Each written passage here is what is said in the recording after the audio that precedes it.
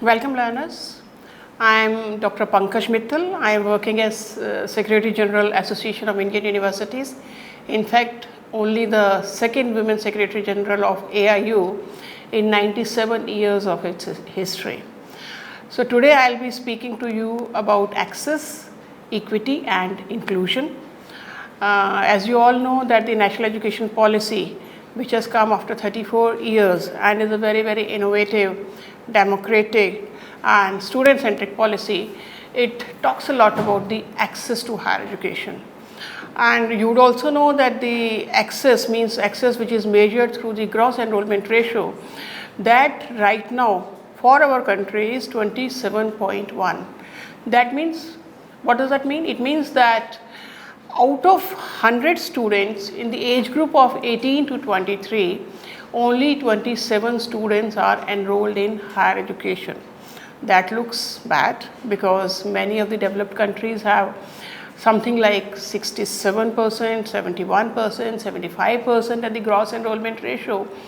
And India, which is the second largest higher education system of the country, I mean, it is sometimes very surprising that we are the second largest higher education system of the country with more than 1,000 universities, more than 4 crore students, 15 lakh teachers and something like 45,000 colleges, is still very low in terms of gross enrollment ratio, which is only 27.1 right now.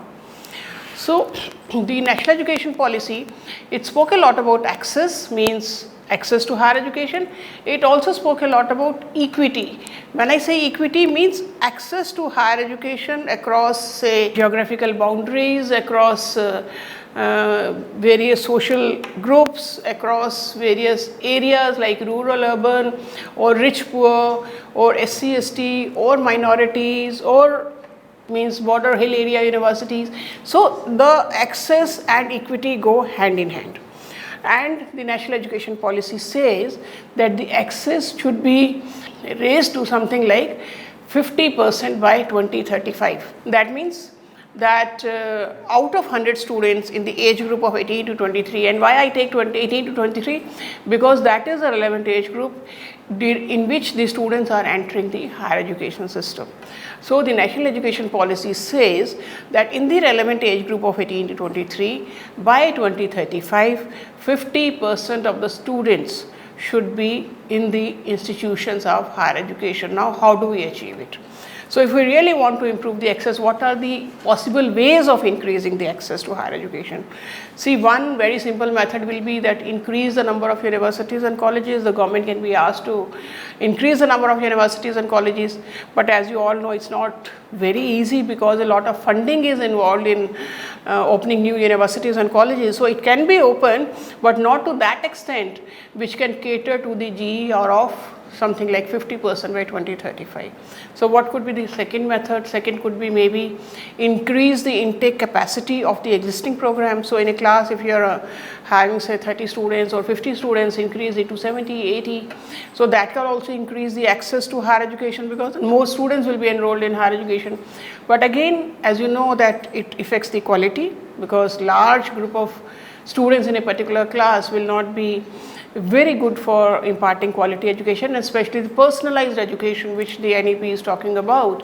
And also there will be issues with regard to the infrastructure because every classroom will not be equipped to handle these many students. So what could be the other method? Maybe the third method could be that we can have the public-private partnership. That means we can encourage many private institutions to run the or rather maybe establish more universities and colleges so that the students can enroll in those universities and colleges and we can increase the enrollment. That is a very good way of increasing it, but then there are quality issues associated with it because some private institutions are very good, they can be giving quality education, but some are there for profit motive also. So that could be a way, but then it has to be done with a lot of sort of carefulness. We have to be carefully selecting the private participation in higher education. But one novel way which I think of is when we say that we do not have money to open more universities and colleges. And we also say that there is a lot of unemployment in the country. Can you think of this novel idea that what is the capacity of our higher education institutions and how much we are using them? Are we using them to the optimum capacity? Is the optimum utilization of higher education institutions there? Now you all know that India has a large higher education system, and that means we have so many universities, colleges with large infrastructure in terms of, say, buildings, labs, libraries, classrooms, such a large infrastructure. And can you imagine how much time it is used? So if you just do a simple mathematics in UGC for a long time, and we have been projecting that 180 actual teaching days are mandatory in a year. So that means out of 365 days, 180 actual teaching days means half of the year. Half of the year is gone. And every day the university is not open for more than 8 hours. So that means 1/3 of a day. So 1/3 and 1/2 will make it 1/6. So that means whole of our infrastructure we are using only for 1/6 of the day. That means not more than 15 to 16% of utilization of the existing infrastructure. We cry at the top of our voice that India is a poor country, but are we a poor country if we are able to afford wastage of something like 80 to 85% of our existing infrastructure? Can we think of something like flexi timings in which the universities can open early in the morning, can work till late in the evening? At least we can think of doubling the time for which the universities and colleges are open, so that the existing infrastructure can be used for the maximum capacity. In the foreign countries I have seen, the universities open very early and they close very late in the night, and so there is a possibility of having flexi hours. I am not talking of 2 shifts, morning shift, evening shift. I am talking of flexi hours in which some classes can be held in the morning, some in the afternoon, some can be held in the evening. So just imagine that if this happens, the whole infrastructure can be used to the maximum possible extent. And if I am talking about double, so then we have already doubled the infrastructure without spending a penny, except for on more teachers, which will also address the issue of employment of teachers. So optimum utilization of resources is something which we should be doing for increasing the access, in addition to the methods which I have spoken so far. Another method which again the National Education Policy has given a lot of emphasis on is using the online methods of teaching. There are too many concepts. There is a concept of academic bank of credit where the students can be learning course-wise. There is a concept of online teaching, and now the University Grants Commission has said that any university which is rated as a grade university by NAC can be running online programs, means complete online programs. So the students can be enrolling in these programs in large numbers, and that will also address the access issue in a big way. And I am very sure that the online education will help in actually achieving the 50% gross enrollment ratio by 2035. So these were the possible ways in which we were thinking of increasing the gross enrollment ratio. But now let me take you to something different, and that is GER a right method of assessing the access to higher education? And we did a study. I at AIU did a study, and I published a paper in Economic and Political Weekly, which is available on eligible enrollment ratio. You know, how do we measure gross enrollment ratio? That is the number of persons enrolled in higher education divided by the number of persons who are in the age group of 18 to 23. But are all the people in the age group of 18 to 23 eligible to get admission in higher education? No. Who is eligible to get admission in higher education? The persons who have passed 12th class. So who will be the eligible population who will be able to get admission in higher education? That means persons in the age group of 18 to 23 who have passed 12th class.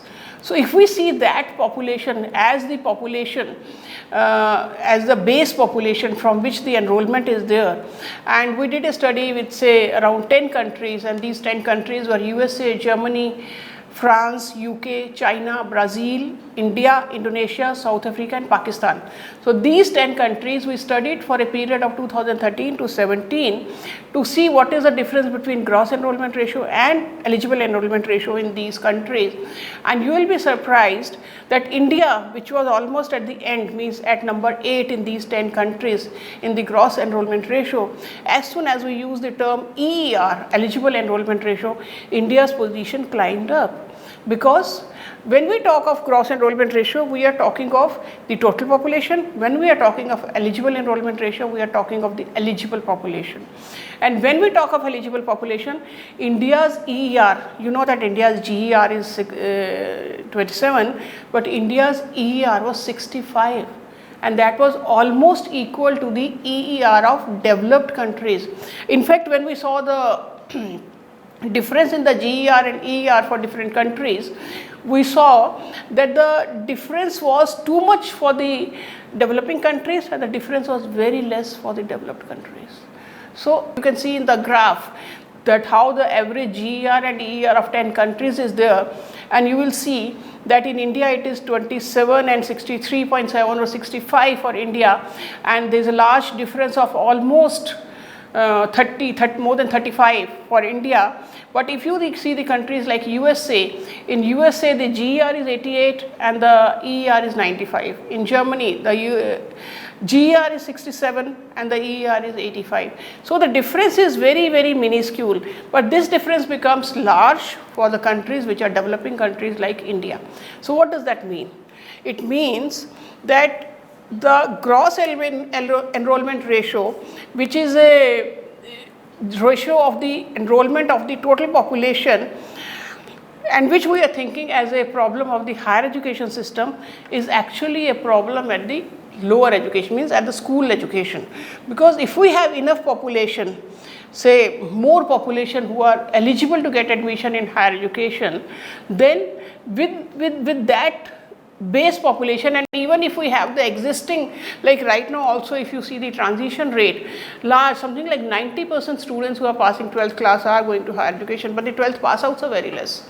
So with the same transition rate, the GER can be reaching very high.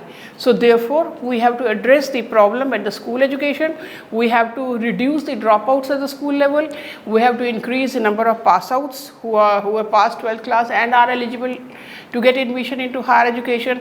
And the moment we increase that base, the admission to higher education is already there. Even if the existing level of admission to higher education, the GER will climb like anything.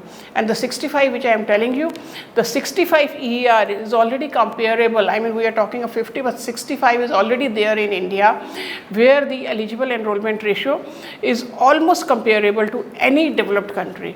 Therefore, my opinion is that when we measure access and equity, we should be talking of both, because GER is a concept which is widely used, so we don't say that GER should be not used at all, but GER should be used along with the EER. So GER and EER both together will decide that what is the actual scenario of access to higher education.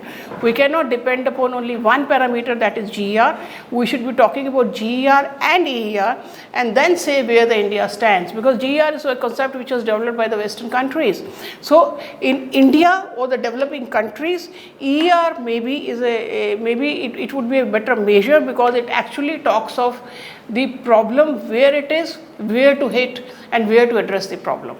So with that, I would like to thank all of you for listening patiently, and I hope that both, there were many suggestions which I gave today, but the two suggestions, one is optimum utilization of resources, and second, using GER and EER both as parameters for measuring the access to higher education would go a long way in measuring access and in projecting India in a better light in front of the world.